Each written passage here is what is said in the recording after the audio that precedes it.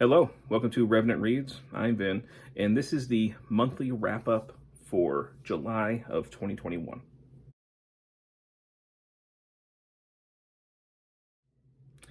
So I had a decent reading month in July. I'm going to go through the books that I finished during that month. I'm just going to talk about them very briefly, just kind of give a couple impressions or thoughts about them. For each of these things, I do talk about more extensively my thoughts inside the Fresh Red Kills episodes. So if you're curious about any one of those, you can go back and check out one of those episodes where I focus, at least in part, on one of those books. But this is really just a way to catalog the things that I read in a fairly quick, hopefully, and concise way. So the month of July, I went on a family vacation to Pennsylvania, and I made sure to spend a couple of nights in Gettysburg, Pennsylvania, site of the biggest battle to happen on American soil. And to prepare for some of that, I read some Civil War books.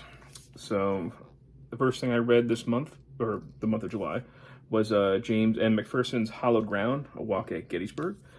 This is the illustrated version, which has plenty of text and images, and does a terrific job of taking you on a tour through Gettysburg, giving you some of the background, and it was terrific and helpful for me in reorientating myself with the geography of Gettysburg. I had been to Gettysburg twice prior to our recent trip. Once when I was a teenager, and once when I was in high school. In undergrad in college, and but that was about 20 years ago. So this helped me orientate myself to where things were in Gettysburg again before I went. And it's very good. It's terrific. I don't think I mentioned on my previous videos, but I remember there was one error. Anyway, there was just one error that I found in here. It had a bunch of Confederate generals, and some of them were mislabeled. But I'm not sure which one. I can't find it right now. But I would, for people who are interested in Gettysburg and want to visit, I highly recommend this book. Following up the military history, I wanted to get into some of the intellectual history as well. I do also lean often towards social history, but I wanted to understand a little bit more the impact of the Battle of Gettysburg and the effect that it left on our nation through the Gettysburg Address. Okay, that speech that Lincoln gave to dedicate the Soldiers' National Cemetery in Gettysburg. A very short speech, but one that has been ruminated on and thought about and put on monuments for many, many years. So this one is Gary Willis's Lincoln at Gettysburg, the words that remade America, which won the Pulitzer Prize. And this is kind of more like a literary history of the Gettysburg Address itself. Wills goes into 19th century trends, everything from the movement to create more inviting cemeteries for people to contemplate on death, of course relating to the opening of the Gettysburg Cemetery, to Greek oration, all that. It goes in. He also talks about some of the other speeches that were given that day. It's very good. It's actually a fairly quick read as well. It's a little under 200 pages actually, and then there's quite a bit with the appendix. Multiple appendices.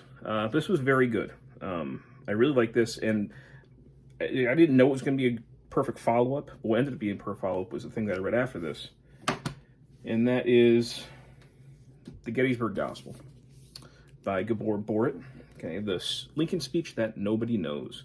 And this really goes into the aftermath of the Battle of Gettysburg, what the town went through and trying to care for the wounded and the dying and the dead, to the creation of the cemetery, to Lincoln arriving at Gettysburg and the night that he spent before the speech, and then the day of the speech. He goes into great detail about that. And then the life of the speech after, and kind of how it changed with each generation, how they kind of tweaked it and changed what it meant for them. And also the monuments that were built dedicated to it, one of which is actually in my hometown. And this was an excellent follow-up to Gary Will's book. I would highly recommend this, especially what I thought was most compelling, though, was the beginning, where he talks about the town of Gettysburg and trying to cope with what just happened to it. I found that stuff absolutely fascinating. But again, a very good book.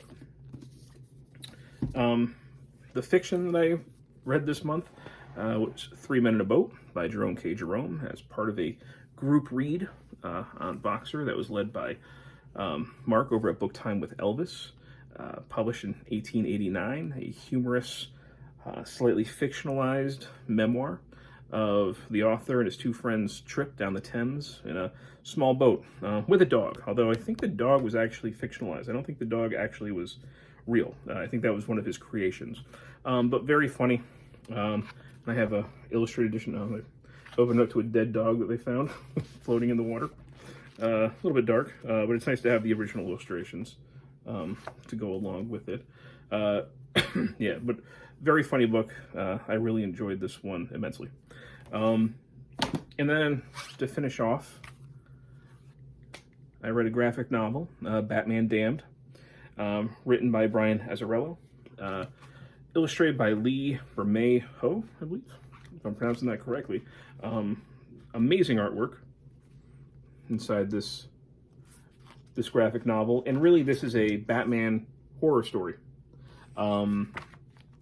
narrated by John Constantine. So it really is much more a John Constantine story rather than a Batman story, but I still really enjoyed it because I do like horror, and I like psychological horror, and that's really more what this was, rather than any kind of superhero story. But you know, if people do like horror and want to read something with Batman, I recommend at least looking into this and checking it out. So anyway, those are the books that I ended up reading this month. Not bad, I think. We've got Hallowed Ground by James McPherson, Lincoln at Gettysburg by Gary Wills, The Gettysburg Gospel by Gabor Boritt, 3 Men in a Boat by Jerome, excuse me, Jerome K. Jerome, and Batman Damned by Brian Azzarello. Not a bad reading month. Anyway, thank you, BookTube.